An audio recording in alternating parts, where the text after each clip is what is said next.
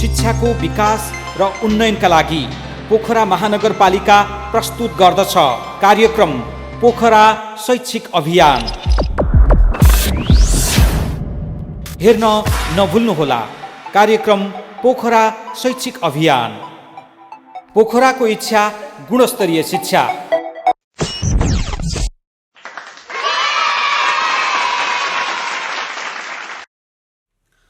पोखराको इच्छा गुणस्तरीय शिक्षा। दर्शकवृन्द नमस्कार। कार्यक्रम पोखरा शैक्षिक अभियानको आजको अर्को एउटा नयाँ श्रृङ्खलामा यहाँलाई हार्दिक स्वागत छ। म जीवन सुवेदी। कार्यक्रम पोखरा शैक्षिक अभियान यहाँहरूले हेर्दै आउनुभएको छ ठिक यसै समयमा, र हामीले यो कार्यक्रम पोखरा महानगरपालिकाको सहयोगमा उत्पादन गरिराखेका छौँ र आज हामी कार्यक्रमको 10औं श्रृङ्खलामा आइपुगेका छौँ। 10औं श्रृङ्खलासम्म हेर्दै आउनुभएका दर्शकवृन्दहरूलाई यो कार्यक्रमको बारेमा धेरै जानकारी भइसकेको छ। यस कार्यक्रममा हामीले विभिन्न परामर्श, विषयगत शिक्षण, विभिन्न विधागत विभिन्न प्रशिक्षणहरू र भाइ बहिनीहरूका प्रतिभाहरू पनि प्रस्तुत गर्दै आइरहेका छौँ र आज पनि हामीसँग यस्तै सामग्रीहरू रहेका छन्। त दर्शकवृन्द आउनुहोस् कार्यक्रमको शुभारम्भ गरौँ आजका विषयवस्तुहरूबाट। र आजको पहिलो विषय रहेको छ शैक्षिक परामर्श। शैक्षिक परामर्शका लागि आज हामीसँग त्रिभुवन विश्वविद्यालय इन्स्टिच्युट अफ इन्जिनियरिङ पश्चिमाञ्चल क्याम्पसका उपप्राध्यापक, पोखरा महानगरपालिकाका सहरी योजना आयोगका सदस्य एवं यस कार्यक्रम पोखरा शैक्षिक अभियानका संयोजक एवं निर्देशक र उहाँ नेपाल इन्जिनियर्स एसोसिएसन गण्डकी प्रदेशका अध्यक्ष पनि हुनुहुन्छ, आर्किटेक्ट बाबुराम भण्डारीलाई यहाँको माझमा प्रस्तुत गर्दैछौँ पहिलो प्रस्तुति स्वरूप।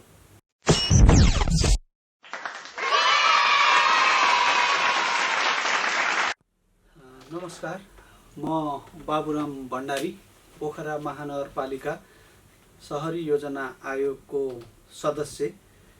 टेलिभिजन हेरिरहनुभएका सम्पूर्ण दर्शकवृन्द, विद्यार्थी भाइ बहिनीहरू, शिक्षक गुरुवर्गहरू, अभिभावकज्यूहरूमा हार्दिक नमस्कार व्यक्त गर्न चाहन्छु।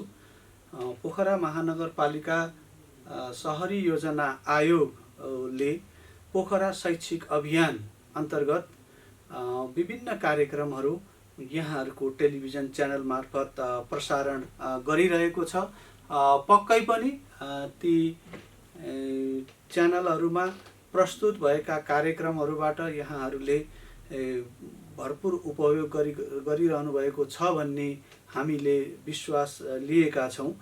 अहिलेको यो कोभिड-19 भाइरसको जुन विश्वव्यापी सन्तासबाट नेपाल पनि गुज्रिरहेको अवस्थामा र नेपालको शैक्षिक क्षेत्र पनि यसबाट मारमा परिरहेको परिप्रेक्ष्यमा पोखरा महानगरपालिकाले एउटा अभियान सुरु गर्यो र यो अभियानको मुख्य उद्देश्य पोखरा महानगरपालिकाभित्र रहेका विद्यार्थीहरू, शिक्षकवर्गहरू, विद्यालयहरू साथै अभिभावकज्यूहरूले चाहिँ एकदम डिसेन्ट्रलाइज्ड अवस्थामा हुनुभएको, विकेन्द्रित हुनुभएको त्यो मनोभावलाई कमसेकम एकत्रित गर्न सकिन्छ र शिक्षाका गतिविधिहरू अब बिस्तारै केही न केही गतिविधि हामीले सञ्चालन गर्नुपर्छ भन्ने उद्देश्यका साथ यो कार्यक्रम हामीले बनाएका थियौँ र सोही उद्देश्य अनुरूप कार्यक्रमहरू प्रसारण भए, त्यसका गतिविधिहरू हामीहरूले प्रसारण गऱ्यौँ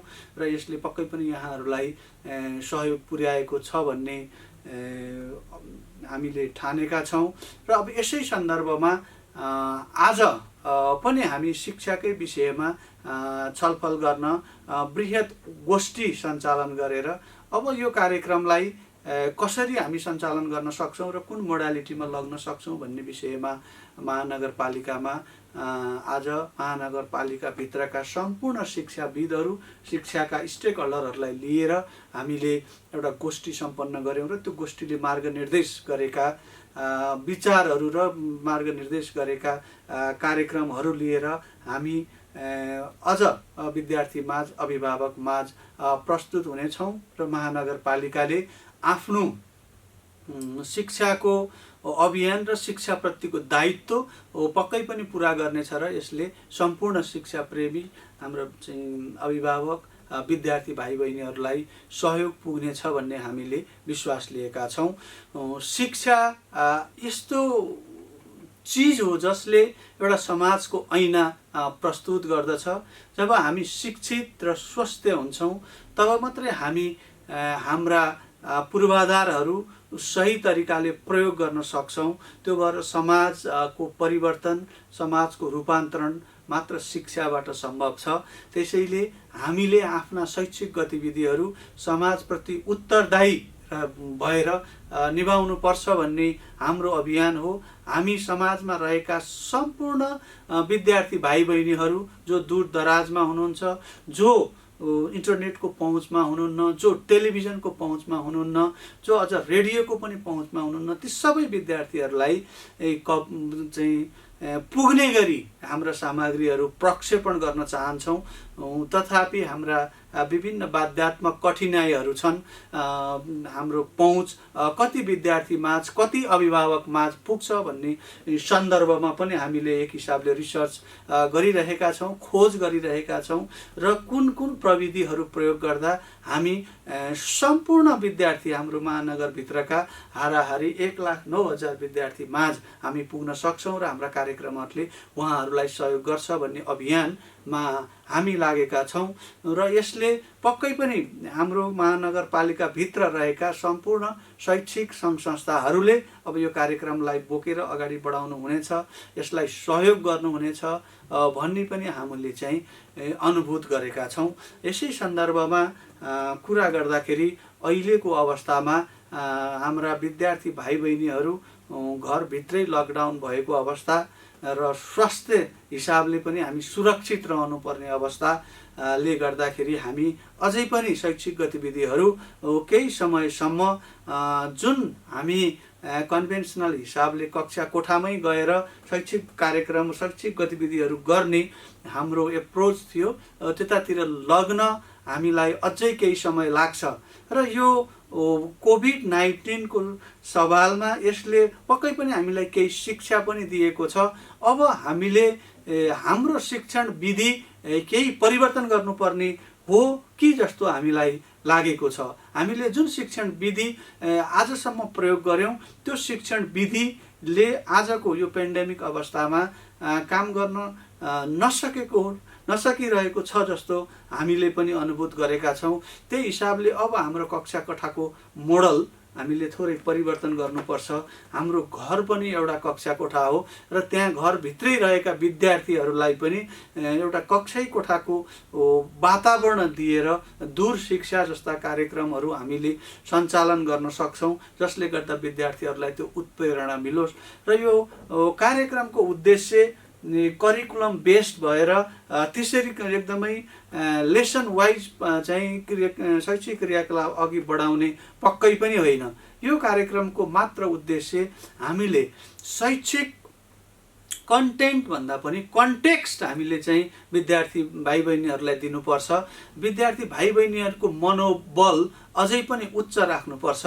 विद्यार्थी भाइ बहिनीहरूले घरमा गरेका क्रियाकलापहरूलाई अभिभावकज्यूहरूले प्रत्यक्ष निगरानी गरिदिनुपर्छ भन्ने सन्दर्भमा हामीले यी कार्यक्रमहरू प्रस्तुत गरेका छौँ।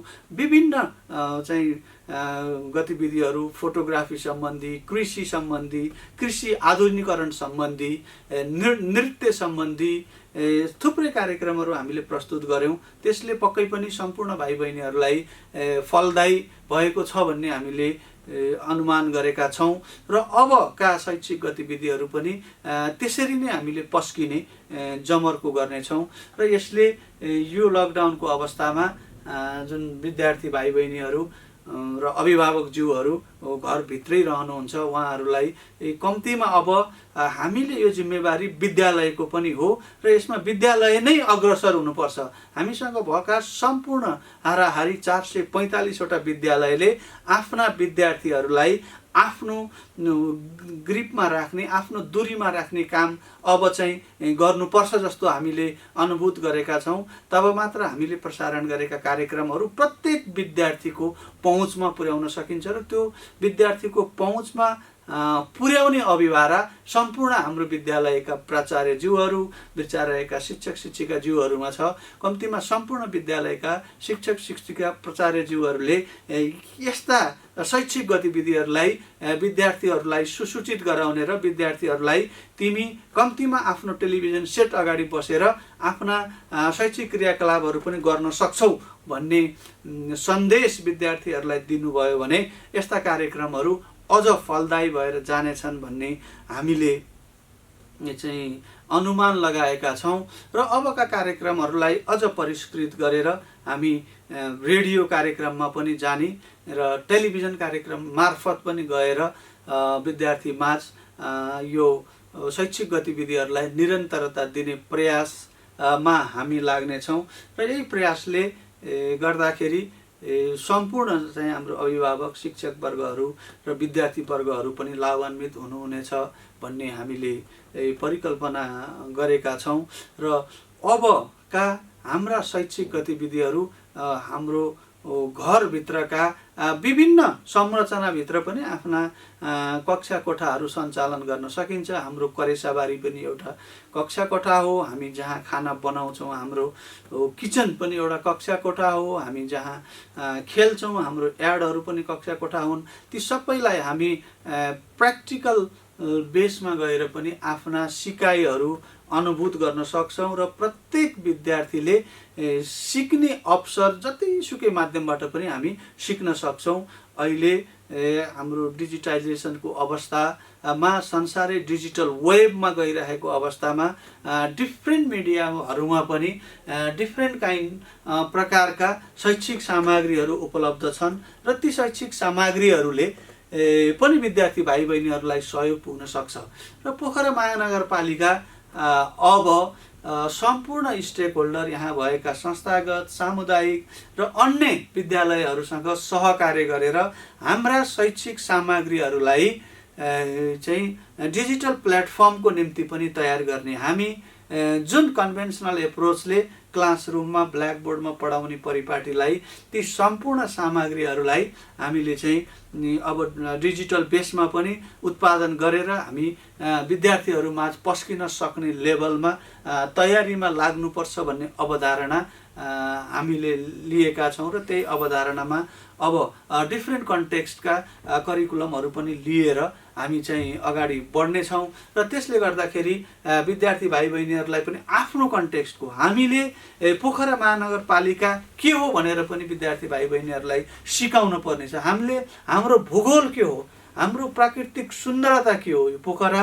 अत्यन्तै प्रकृतिले दिएको वरदान हो र यो वास्तवमै विद्यार्थीहरूले बुझ्न जरुरी छ। पोखरा महानगरपालिकामा 33वटा वडा छन्। प्रत्येक वडाको क्षेत्रफल कति छ, त्यो वडाको जनसङ्ख्या कति छ, हाम्रो कास्की जिल्लाको भूगोल कस्तो छ, कास्की जिल्लाको हाम्रो जनसङ्ख्या कति छ, यस्ता भौगोलिक र हाम्रा चाहिँ आफ्ना विषयवस्तुहरू पनि हामीले जान्न एकदमै जरुरी छ। अहिलेको यो लकडाउनको अवस्थामा यस्ता सामाजिक महत्त्वका सूचनाहरू, सामाजिक महत्त्वका विषयहरू हामी घरमै बसेर अभिभावकज्यूहरूको सहायतामा हामी चाहिँ त्यसको अध्ययन गर्न सक्छौँ, त्यसलाई मनन गर्न सक्छौँ र ती विषयहरू हामीले चाहिँ उजागर गरेर आफूले ज्ञान हासिल गर्न सक्छौँ। र हाम्रो कम्तीमा चाहिँ जियोग्राफीको हिसाबले पनि हामी यहाँ छौँ भन्ने कुरा अहिले हाम्रो करिकुलम पाठ्यक्रमहरू केन्द्रीकृत अवस्थामा रहिरहेको अवस्थामा स्थानीय सरकारका चाहिँ पाठ्यक्रमहरू पनि अब थोरै निर्माण गरेर ती पाठ्यक्रमहरूलाई पनि हामीले चाहिँ अगाडि बढाउनु पर्ने चुनौती हामीसँग छ। र यस्तै विविध विषयहरूलाई संलग्न गराएर पोखरा महानगरपालिकाको आफ्नो शैक्षिक अभियान अझै पनि यो लकडाउनको समय अवधिभरि हामीले चाहिँ एकदमै विशिष्टीकृत र सर्वसुलभ र सम्पूर्ण 1,09,000 विद्यार्थी माझै पुग्ने स्रोत र साधनको खोजी गरेर हाम्रा शैक्षिक गतिविधिहरू अगाडि ल्याउनेछौँ। र यी गतिविधिहरूले सम्पूर्ण विद्यार्थी, शिक्षक, अभिभावक, सङ्घ संस्था, हाम्रो सम्पूर्ण विद्यालयहरू लाभान्वित हुनेछ भन्ने हामीले परिकल्पना पनि गरेका छौँ। अन्त्यमा म के भन्न चाहन्छु भने सम्पूर्ण चाहिँ पोखरा महानगरपालिकाका शिक्षा सम्बन्धी सम्पूर्ण स्टेक होल्डरहरू, संस्थागत विद्यालयहरू, सामुदायिक विद्यालयहरू, मन्टेश्वरीहरू, यी सम्पूर्ण साथीहरूलाई एक ढिक्का भएर आफ्नो स्ट्रेन्थ हामीसँग भएको 1,09,000 विद्यार्थी, हाम्रा 445वटा स्कुल, 5-6 हजारका हाम्रा शिक्षक शिक्षिकाहरू र 6 लाख हाम्रा अभिभावक पोखरा महानगरपालिकाभित्र भएको यी सम्पूर्ण स्टेक होल्डरहरू एकजुट भएर शिक्षाका गतिविधिहरूलाई हामीले सञ्चालन गऱ्यौँ र यी सम्पूर्ण स्टेक होल्डरहरूको शिक्षाको पहुँचमा पुर्यायौँ भने यो पेन्डेमिकले शिक्षा क्षेत्रलाई पारेको असर र यसलाई यो प्रभावलाई न्यूनीकरण निमिटन्न पारेर हामी हाम्रो शिक्षाका गतिविधिहरू अत्यन्त सरलीकृत ढङ्गले र सबल पक्षले अगाडि बढाउन सक्छौँ भन्ने अभियान पोखरा महानगरपालिकाको हो। सहरी योजना आयोगको अवधारणा पनि यही हो र हाम्रा शैक्षिक गतिविधिहरू हामी यसरी नै प्रसारण गर्नेछौँ र सम्पूर्ण टेलिभिजन हेरिरहनुभएका दर्शकहरूलाई, विद्यार्थी भाइ बहिनीहरूलाई, अभिभावकज्यूहरूलाई म यही सन्देश दिन चाहन्छु पोखरा महानगरपालिका सहरी योजनाको तर्फबाट र कार्यक्रम हेरेर यहाँहरूले हाम्रा राम्रो प्रतिक्रियाहरू, सुझावहरू गरिदिनु हुन सोसियल मिडिया पोखरा महानगरपालिकाको फेसबुक पेज, पोखरा महानगरपालिकाको युट्युब पेज र हाम्रा सोसियल मिडियाहरूमा पनि यसको प्रतिक्रिया दिनुहोला। यति भन्दै म बिदा हुन्छु। धन्यवाद, नमस्कार।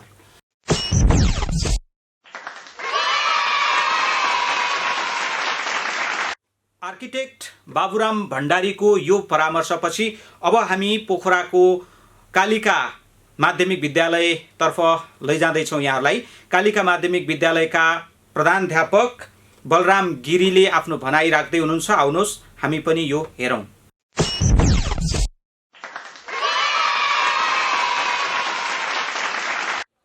नमस्कार, म बलराम गिरी कालिका मावि रामबजारको प्रधानाध्यापक र अहिलेको अवस्थामा यो पोखरा महानगरपालिकाबाट जुन कार्यक्रमहरू प्रसारण भइरहेको छ यो सम्पूर्ण विद्यार्थीहरूको लागि ज्यादै उपयोगी ज्ञानवर्धक कार्यक्रम प्रसारण गरेको छ र यसले मात्रै अहिलेको अवस्थामा विद्यार्थीहरूका जुन क्रियाकलापहरू हुन्, जुन विद्यार्थीहरूले गरिरहेका कामहरू छन्, त्यो एउटा घर्यासी काममा मात्रै उनीहरूलाई लगाउँदा उनीहरूको क्रियासन त बढेको छ, तैपनि शैक्षिक क्रियाकलापहरूमा अलिकति कमी, उहाँहरूको जुन अध्ययन हो त्यो अध्ययनलाई चाहिँ सुचारू रूपमा जसरी विद्यालयमा गएर बालबालिकाहरूले अध्ययन गरिरहेका थिए त्यो गर्न नपाउँदाखेरिमा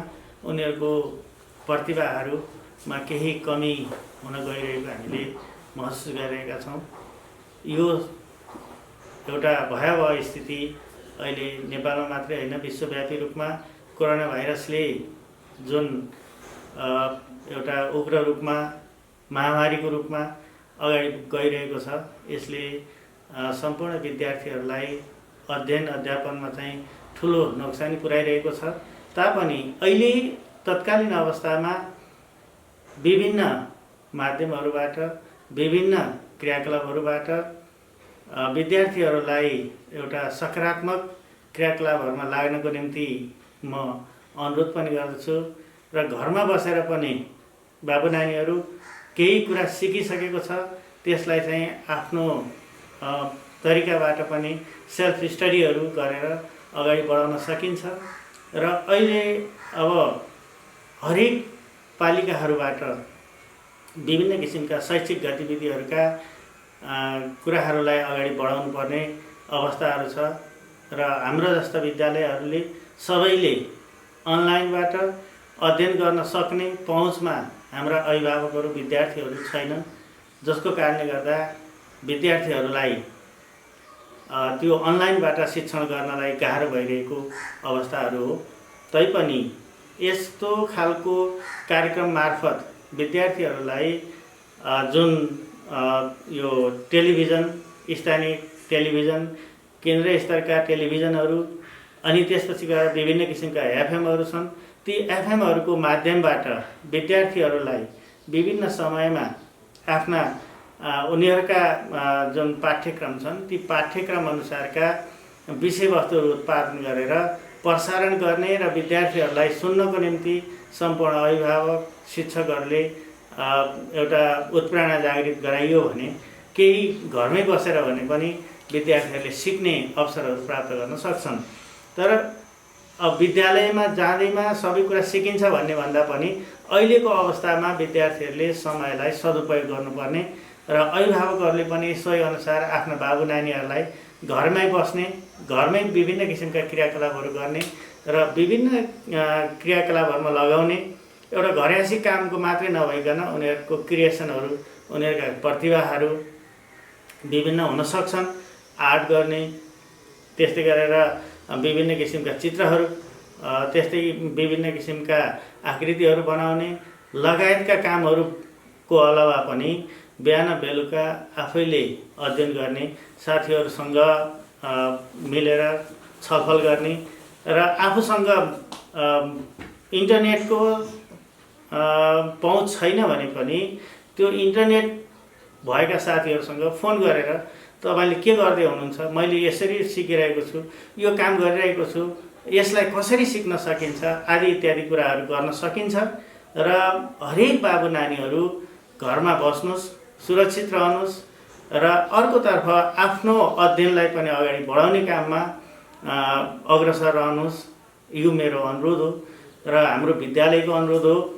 र अहिले कतिपय विद्यालयहरूमा रिजल्टहरू भइरहेको छैन विद्यार्थीहरूको। अब तत्कालीन अवस्थामा महानगरपालिका शिक्षा शैक्षिक प्रशासन महाशाखाबाट विद्यालयहरूले रिजल्ट गर्ने, आन्तरिक रिजल्टहरू गर्ने भन्ने खालको कुराहरू केही कुराहरू हामीलाई जानकारी भएको छ। अब बाबु नानीहरू यसको रिजल्ट पनि यो महिनाभित्रमा, वैशाख महिनाभित्रमा आउँछ र आइसकेपछि विद्यालयको भर्ना चाहिँ नगर्नको निम्ति हामीलाई अनुरोध गरिरहेको छ भने पनि घरमा बसेर आफू अपग्रेड भइसकेपछि, कक्षा उन्नति भइसकेपछि उपल्लो कक्षाका पुराना पाठ्यपुस्तकहरू साथीहरूसँग लिएर भने पनि अध्ययन गर्नका निम्ति म आग्रह गर्छु।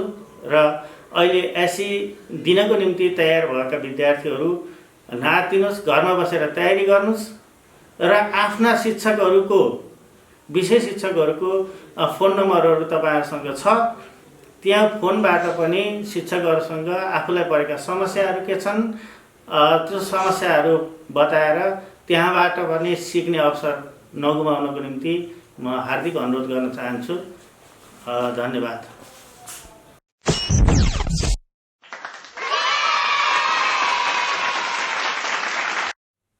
उहाँ हुनुहुन्थ्यो बलराम गिरी र उहाँको यो भनाइपछि अब हामी विज्ञान विषयको विषयगत शिक्षणतर्फ यहाँलाई लैजाँदैछौँ। विज्ञान विषयको विषयगत शिक्षणका लागि आज हामीसँग विज्ञान विषयका प्राध्यापक डाक्टर कपिल अधिकारी हुनुहुन्छ। उहाँले विज्ञान विषयलाई निकै सरल ढङ्गबाट यहाँहरूलाई शिक्षण गराउँदै हुनुहुन्छ। आउनुहोस् हामी पनि यो हेरौँ।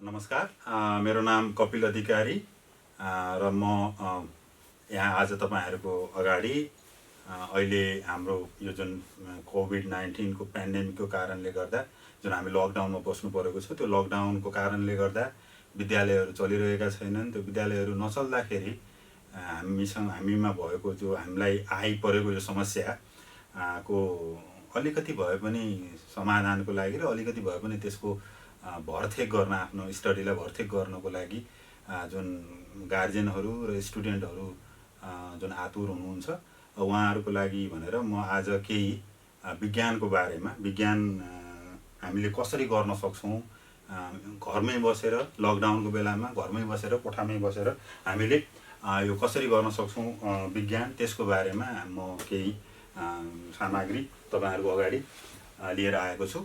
र खास गरी हाम्रो विज्ञानको कुरा गर्दाखेरि विज्ञान हामी सानो लेभलबाट ठुलै लेभलसम्म पनि विज्ञानको कुरा गर्दा हाम्रो प्राइमेरी कुरा भनेको, प्राथमिक कुरा भनेको अवलोकन हो। अवलोकन अर्थात् अब्जर्भेसन।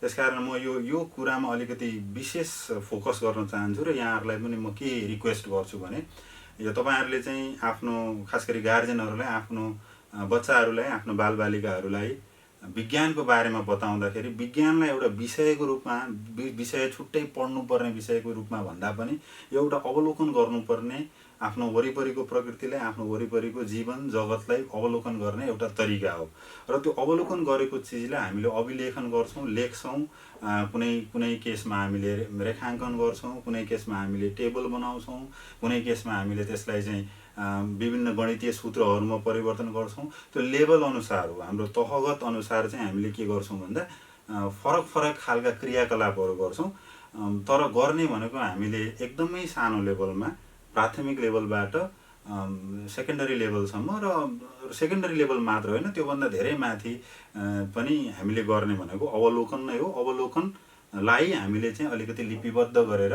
जति राम्रोसँग अवलोकन गरियो जति राम्रोसँग त्यसलाई लिपिबद्ध गरियो जति राम्रोसँग त्यसलाई इन्टरप्रेट गर्न सकियो विज्ञान त्यति नै राम्रो हुने हो त्यसकारण यो हामीले प्रत्येक तहमा हामीले अवलोकन गर्न बच्चालाई सिकाउनु पर्ने हुन्छ र बच्चालाई सिकाउनु पर्ने भन्दा पनि यो हामी आफैलाई पनि ठुला मान्छेहरूले पनि जो अलिकति उमेर पुगिसकेका हुनुहुन्छ इन्क्लुडिङ मी हामी सबैले सधैँ यो अवलोकन हामीले गरेका छौँ कि छैनौँ कुनै पनि चिजको राम्रोसँग अवलोकन गरेर हामीले कुनै निष्कर्षमा पुग्छौँ कि हामी हजुवाको तालमा हामी कुनै निष्कर्षमा पुग्छौँ त्यसैले हामीलाई छुट्याउँछ हामी विज्ञान गरिरहेका छौँ कि हामीले अवैज्ञानिक काम गरिरहेका छौँ त्यसबाट हामीले चाहिँ छुट्याउँछौँ त्यसकारण चाहिँ हामीलाई चाहिँ यो अवलोकन गणितमा मात्र होइन विज्ञानमा मात्र होइन समाज विज्ञानमा मात्र होइन कुनै पनि हाम्रो फिल्ड अफ स्टडीमा अवलोकन अत्यन्त महत्त्वपूर्ण छ र खास गरी यो विज्ञानमा त अत्यन्त धेरै नै महत्त्वपूर्ण छ जस्तो म उदाहरणको लागि भन्छु हामीले अवलोकन गर्दाखेरि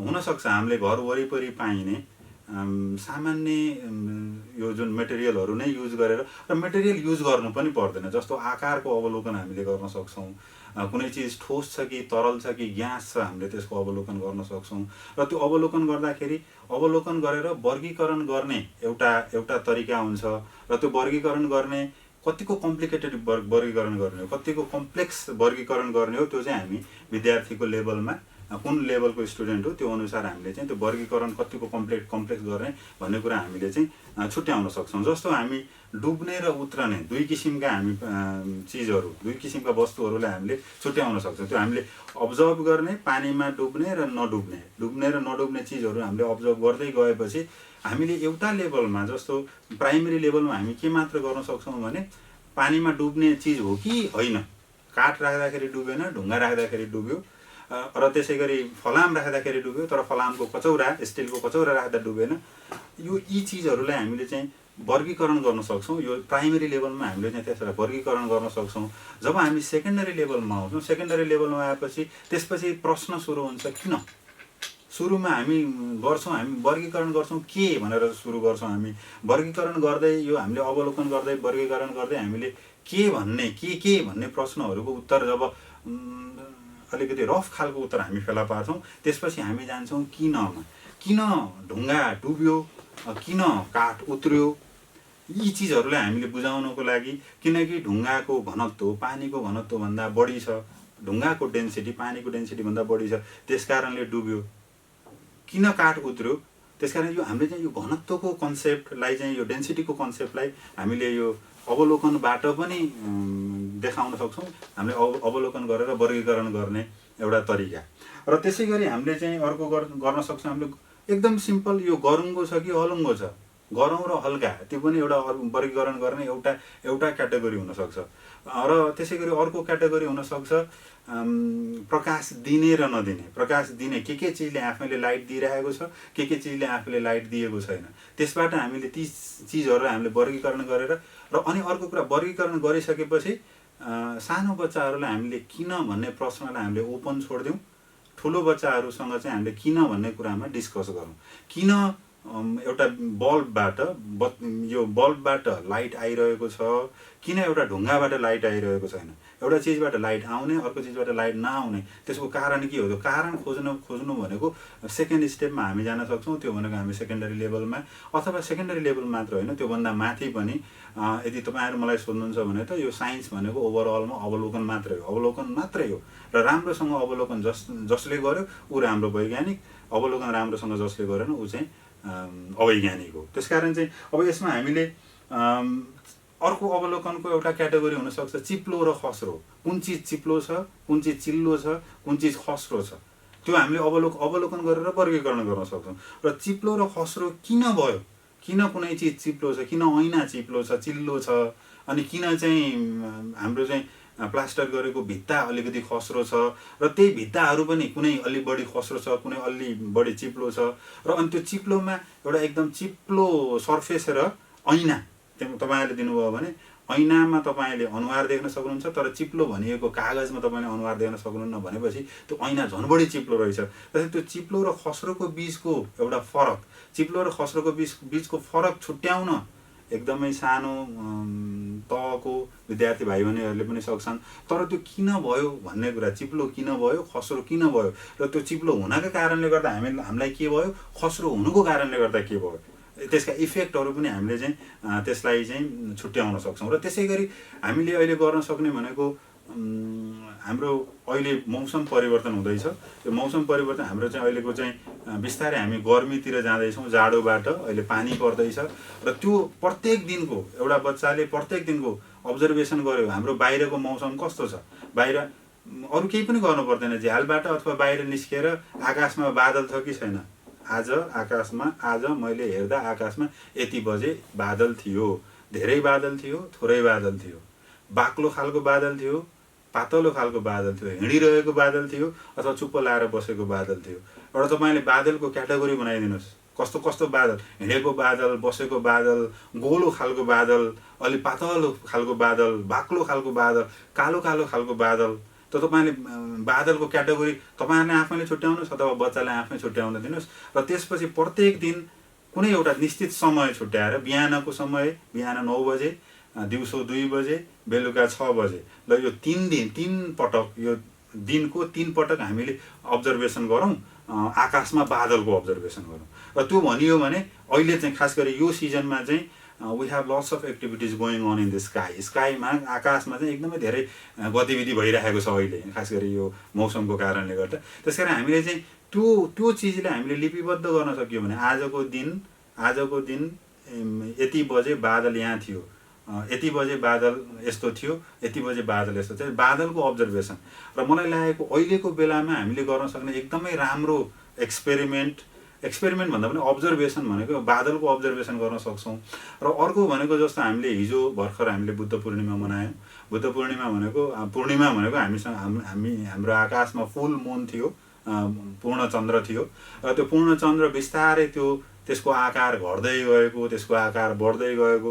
हामीले एउटा क्यालेन्डर बनाऊँ, त्यो आकाश हेरेर बनाउने क्यालेन्डर। कहिलेकाहीँ बादलले देखिएन भनेर पनि अब्जर्भेसन गरौँ। र ती अब्जर्भेसनहरूले चाहिँ स्टुडेन्टलाई, हाम्रो बालबच्चाहरूलाई, बालबालिकाहरूलाई चाहिँ यो इन्क्विजिटिभ बनाउन र त्यो आफ्नो इन्क्विजिसन, आफ्नो जिज्ञासालाई कसरी लिपिबद्ध गर्ने र कसरी आफ्नो अब्जर्भेसनलाई चाहिँ इन्टरप्रेट पनि गर्ने, त्यो बिस्तारै चाहिँ त्यो स्किल डेभलप हुँदै जान्छ। र त्यसै गरी अर्को मैले प्राय गर्ने र मैले प्राय भन्ने एउटा इक्जाम्पल हो बिरुवाको अवलोकन, बिरुवाको ग्रोथको अवलोकन। तपाईँ बिउबाट सुरु गरेर सानो त्यसमा पलाएको टुसाबाट सुरु गरेर अनि त्यो कसरी बढ्दैछ प्रत्येक दिन अब्जर्भेसन गर्नुभयो भने पहिलो दिन कस्तो भयो, दोस्रो दिन कस्तो भयो, तेस्रो दिन कस्तो भयो, त्यो गर्दै गएर तपाईँले चाहिँ at the end of 2 weeks 3 weeks तपाईँसँग एउटा सानो प्लान्ट बनिसकेपछि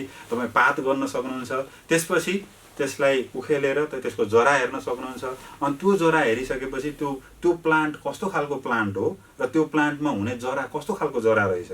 र त्यस्तै अरू प्लान्टहरू आफ्नो बारीमा छन् भने, आफ्नो वरिपरि छन् भने, उखेल्न मिल्ने बिरुवा छन् भने हेरेर तिनीहरूको जरा हामीले चाहिँ अब्जर्भ गर्न सक्छौँ र त्यसलाई क्याटेगोराइज गर्न सक्छौँ। हामीले हेर्दाखेरि कुनै जरा के हुन्छ, बिचमा एउटा मूल जरा हुन्छ र अरू जरा फिँजारिएका हुन्छन्। कुनै जरा के हुन्छ, एकै ठाउँमा हुन्छ सबै जरा, र त्यो यो ट्याप रुट यो एकै ठाउँ के अरे एउटा मूल जरा र एकै ठाउँमा गुजुमुच्च परेको जरा, त्यसलाई क्याटेगोराइज गर्न लाउँ। त्यसलाई क्याटेगोराइज गरेपछि त्यस्ता मूल भएका, त्यो ट्याप रुट भएका जरा, त्यो ट्याप रुट जसको छ त्यसको बिउ अर्कै खालको हुन्छ, र जसको जरा एकै ठाउँमा गुचुमुच्च परेको छ त्यसको बिउ अर्कै खालको हुन्छ। त्यसकारण डिपेन्डिङ त्यो तपाईँको चाहिँ बच्चाको लेभल हेरेर हामी चाहिँ जुनसुकै कम्प्लिकेसनमा पनि जान सक्छौँ, जतिसुकै त्यसलाई एडभान्स बनाउन पनि सक्छौँ। र वास्तवमा यो अवलोकन गरेर अवलोकन के, किन, कसरी यसका प्रश्नहरूको उत्तरले तपाईँको बच्चालाई, हामी सबैलाई पनि यो म खालि चाहिँ यो बच्चाहरूलाई फोकस गरेर मैले भने पनि हामी सबैलाई सबैभन्दा इम्पोर्टेन्ट एउटा एक किसिमले भन्दा विज्ञानको मन्त्र नै भनौँ, अवलोकन चाहिँ सबैभन्दा इम्पोर्टेन्ट हो। र अवलोकन गरेर क्वेसन सोध्ने, प्रकृतिलाई क्वेसन सोध्ने, प्रकृतिलाई के भनेर क्वेसन सोध्ने, किन भनेर क्वेसन सोध्ने, कसरी भनेर क्वेसन सोध्ने, र त्यो भयो भने के, मतलब हाम्रो जीवनमा त्यसको दैनिक जीवनमा त्यसको उपयोग के हुन्छ। जस्तो हामीले मौसमको बारेमा थाहा पाएर, बादलको बारेमा थाहा पाएर त्यसको कुनै अनुमान पो लगाउन सक्छ कि, जस्तो आज बिहान चाहिँ मेरो आकाशमा बादल यति छ भने अब भरे कस्तो हुन्छ उसलाई अनुमान गर्न लगाउनुहोस्। गेस एउटा चाहिँ अवलोकन गरेर तपाईँले लिपिबद्ध गर्नुहुन्छ। त्यो क्रममा यु क्यान प्ले गेस गर्ने गेम पनि खेल्न सकिन्छ कि अब के होला त, अब चाहिँ भरे के होला अथवा भोलि के होला। अब होइन धेरै पानी परिसक्यो, भोलि घाम लाग्छ कि, you can just play the guess game. Guess गर्नुहोस्। यो प्रकृतिमा खास गरी यो अनप्रेडिक्टेबल चिजहरू छन् नि, यो मौसमको कुराहरू, त्यसमा हामीले गेस गर्न सकिन्छ। र त्यसै गरी हामीले चन्द्रमाको आकारमा गेस होइन, तपाईँले एक्ज्याक्टली भन्न सक्नुहुन्छ, तर तपाईँ नभन्नुहोस् भोलि बढ्ला कि घट्ला। र त्यसमा समय ठ्याक्क यो ठाउँमा, यो आकाशको ठ्याक्क यो ठाउँमा आउँदाखेरि कति बजेको हुन्छ, घडीको टाइम र त्यो चन्द्रमा कहाँनिर कुन पोइन्टमा आएको छ त्यो टाइम अब्जर्भ गर्नु। त्यसकारण चाहिँ मेरो आजको मेन मेसेज भनेको साइन्स भनेको अब्जर्भेसन हो। र अब्जर्भेसन पनि खालि अब्जर्भ गरेर छोड्ने भन्दा पनि अब्जर्भेसनलाई लिपिबद्ध गर्ने, र लिपिबद्ध गरेपछि त्यसलाई अलिकति एक स्टेप अगाडि लैजाने। त्यो एक स्टेप अगाडि लैजाने भनेको के हुनसक्छ, गेस हुनसक्छ। गेस गर्ने होइन भनेपछि मैले आज गरेको अब्जर्भेसनको आधारमा भोलि के हुन्छ भन्ने कुरा गेस गर्ने। र त्यो गेस गरेको कुरा मिल्छ कि मिल्दैन अब भोलि हेर्ने। र गेस गरेको कुरा मिल्यो भने मैले गरेको गेस ठिक रहेछ, मैले बनाएको थ्योरी ठिक रहेछ। यदि मिलेन भने मेरो गेस मिलेन, मेरो चाहिँ अब मैले चाहिँ यो हिजो गरेको गेस चाहिँ मैले अलिकति यसलाई मोडिफाई गर्नुपर्ने रहेछ, मैले गरेको गेस मिलेन भन्ने चाहिँ तपाईँलाई थाहा हुन्छ, तपाईँको बच्चालाई थाहा हुन्छ। र यस्ता धेरै तपाईँको अवलोकन गर्ने र यसलाई वर्गीकरण गर्ने धेरै चिजहरू छन्। तपाईँ सजीव निर्जीव गर्नुहोस्, रङहरू वर्गीकरण गर्नुहोस्, अनि त्यसलाई बच्चाको तहगत हिसाबले चाहिँ त्यसलाई कतिको कम्प्लिकेटेड गर्न मन लागेको छ, कतिको कम्प्लिकेसनमा हामी जाने, त्यो कुरामा हामीले चाहिँ बिस्तारै इन्ट्रोड्युस गर्न सकिन्छ। आजलाई मैले यति नै भने, धन्यवाद, थ्याङ्क यू।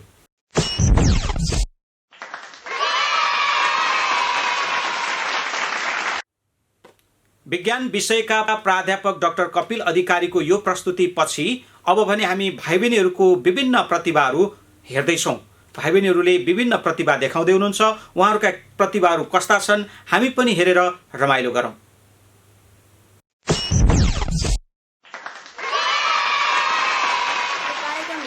भएका सम्पूर्ण महानुभावहरूमा म मदरल्यान्ड माविको प्रतिनिधि छात्र अञ्जन पौडेल हजुरहरूलाई हृदयको अन्तर्गहिरबाट नमन टक्राउन चाहन्छु र मलाई यहाँ आएर आफ्नो प्रस्तुति देखाउन अवसर दिनुभएकोमा पोखरा महानगरपालिका कास्कीलाई पनि धन्यवाद दिन चाहन्छु।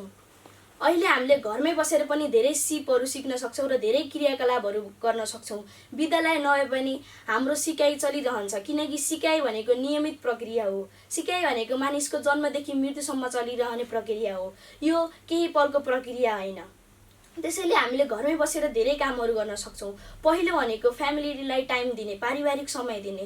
योभन्दा पहिला हामी सबैको लाइफ बिजी थियो, हामी सबै व्यस्त हुन्थ्यौँ, तर अहिले हामीसित समय छ। त्यसैले हामीले सबै परिवारलाई टाइम दिउँ। हामीले परिवारसँग मिलेर धेरै कुरा गर्न सक्छौँ, खेल खेल्न सक्छौँ, एकअर्कालाई कथा सुनाउने, नाटक रचेर खेल्ने, खाना पकाउने जस्ता धेरै काम गर्न सक्छौँ।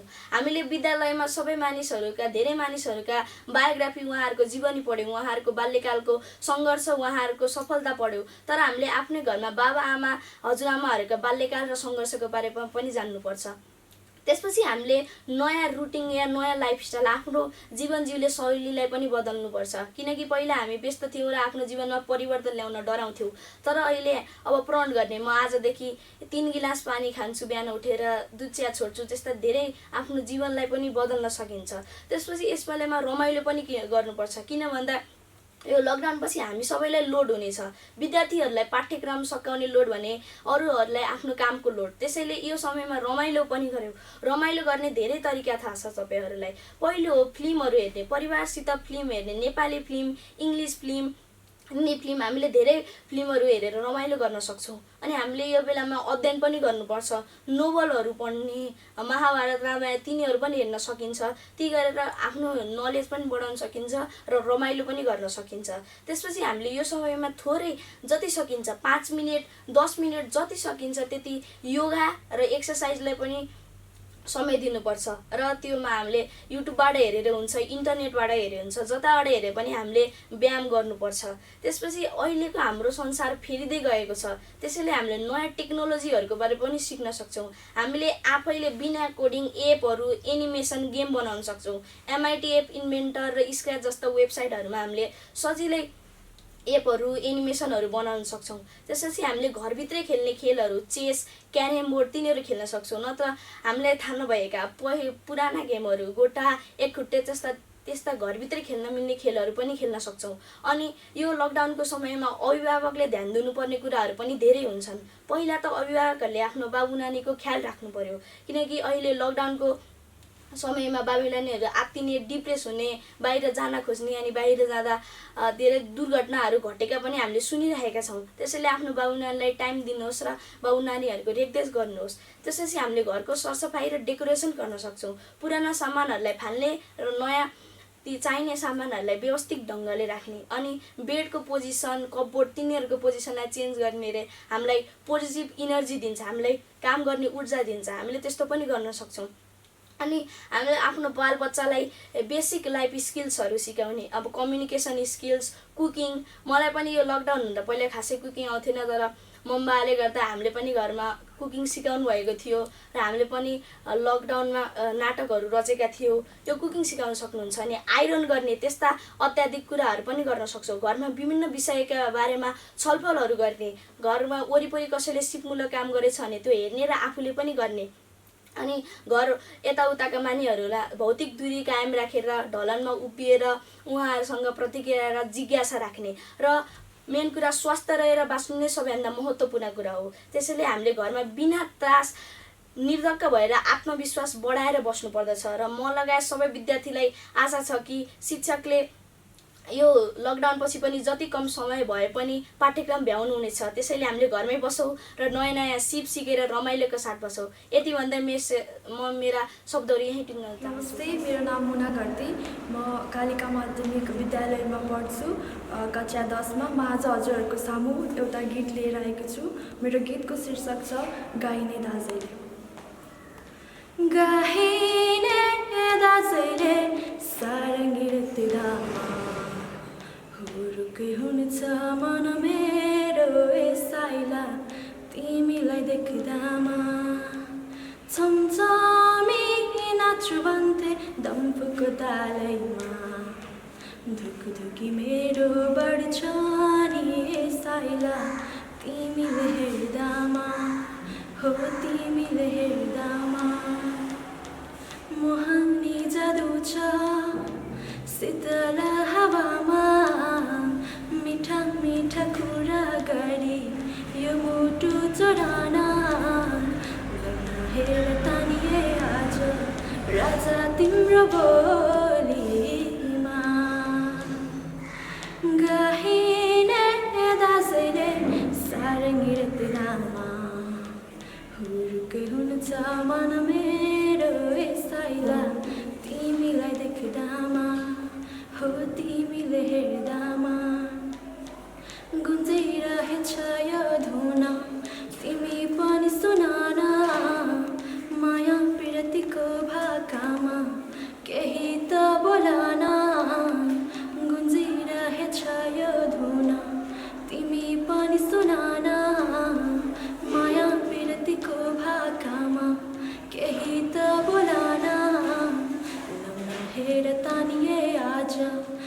बाजा तिम्रो बोलीमा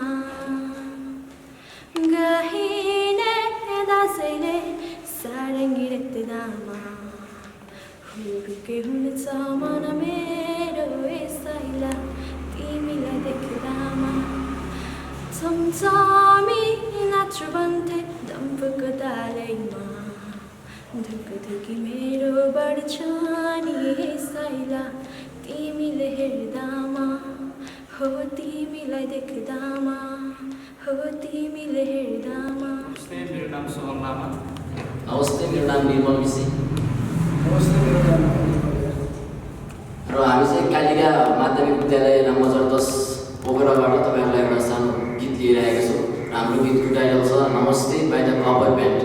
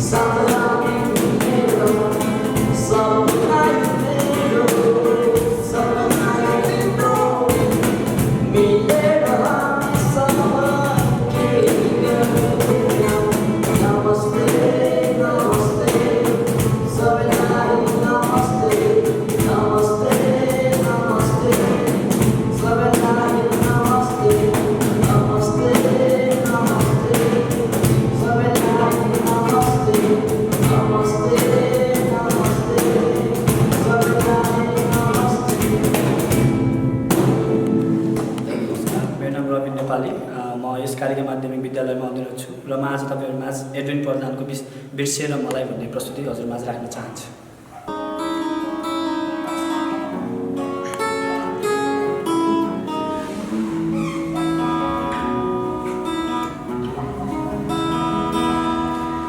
बिर्सेर मलाई टाढा भइदियो अब फर्की हेरिन देऊ। बिर्सेर मलाई टाढा भइदियो अब फर्की हेरिन देऊ। विदाको दिन परेली फिजाए झुटो कसम नरोइदेऊ। विदाको दिन परेली फिजाए झुटो कसम नरोइदेऊ।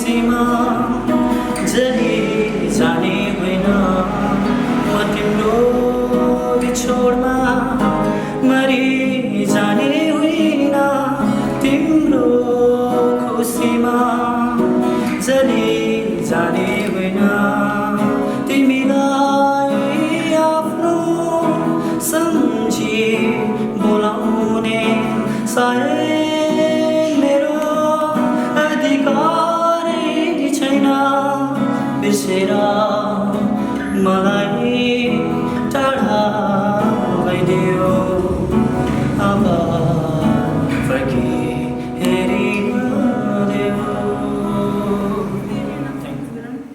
नमस्ते, मेरो नाम स्मृति गुरुङ।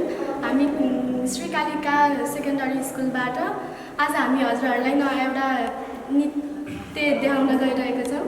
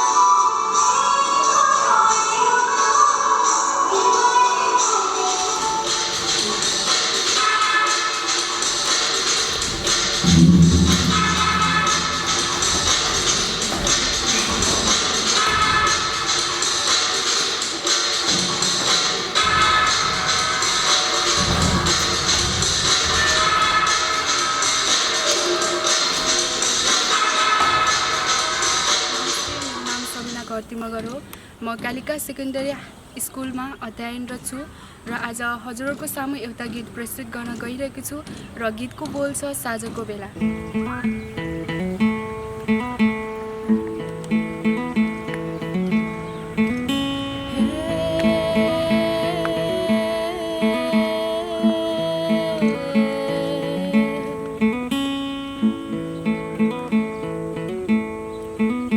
साँझको बेला रमाइलो मेला घुम्न हिँडेको बेला चौतारीमा कुरी बसे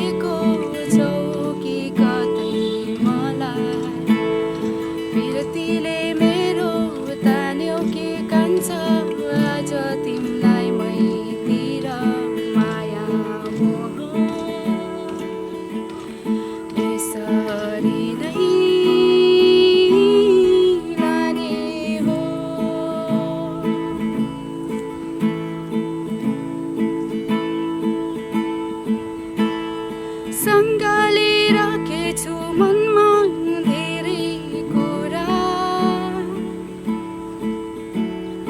कसरी भनौँ कसरी पोखौँ मनका कुरा जसरी नि आउनेछु कान्छ तिमीलाई भेट्न म त माया मोह यसरी नै लाने हो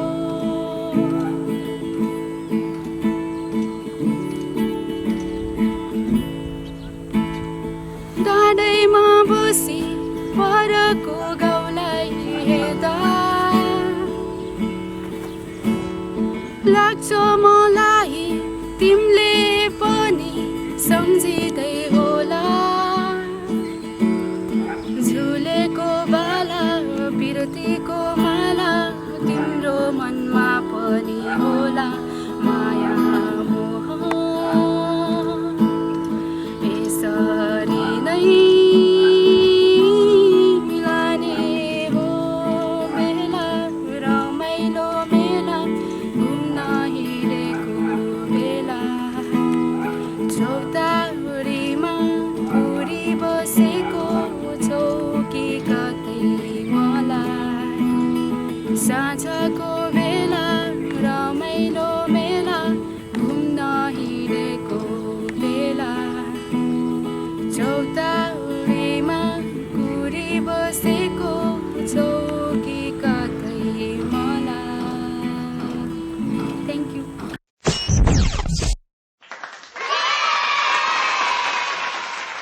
भाइ बहिनीहरूका यी निकै आकर्षक रमाइला प्रस्तुतिहरू सँगसँगै कार्यक्रम पोखरा शैक्षिक अभियानको हामी अन्तिममा आइसकेका छौँ। दर्शकवृन्द, तपाईँलाई यो कार्यक्रम कस्तो लागिरहेको छ? सुझाव सल्लाह वा प्रतिक्रिया हामीलाई पठाउन सक्नुहुन्छ। त्यसका लागि तपाईँले अहिले हेरिरहनु भएको सामाजिक सञ्जाल वा टेलिभिजनबाट तपाईँले प्रतिक्रिया जनाउन सक्नुहुन्छ। र कार्यक्रम पोखरा शैक्षिक अभियानको आगामी श्रृङ्खलाहरू केही परिमार्जित रूपमा आउनेछ। पक्कै पनि यहाँहरूलाई यो कार्यक्रमले शैक्षिक विकासमा केही टेवा मिलेको छ भन्ने हामीले बुझेका छौँ। यो कार्यक्रम तयार पार्नका लागि सहयोग गर्ने सम्पूर्ण युनिटसहित आजको कार्यक्रमबाट म प्रस्तोता जीवन सुवेदी पनि बिदा हुन्छु। हवस् त, नमस्ते।